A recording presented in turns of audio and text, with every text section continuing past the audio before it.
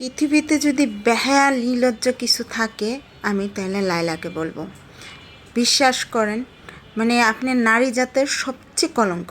সত্যি কথা বলবো, একটা আটু বয়সী ছেলের নিয়ে তো রং ঢং করলেন, নিজের দুইটা মেয়ে আছে, আপনার যদি মান সম্মান ইজ্জত কিছু থাকতো মেয়ের দিকে তাকায় হইলো ওর সাথে এমন রিলেশন করতেও পারতেন না, এমন জগা খিচুও করতে পারতেন না।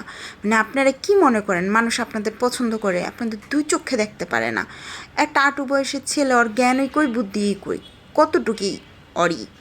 ওই ছেলেটা নাহলে আবেগে পইরা ভুল করছে। আপনার তো একে বুইরা খাটাস হইয়া একেবারে ইয়াং মাইয়া সাজবার চাইতেছেন, বা ইয়াং মাইয়া সাজ্জা ছেলেরা যেমনি ও পটায় পটায় এই কাজ করতেছেন। এটা মানুষ বুঝে, মানুষ আজকাল বোকা না। আপনি যতই বানাই টানাই বলেন, যতই যাই বলেন, মামুনেরও দোষ আছে।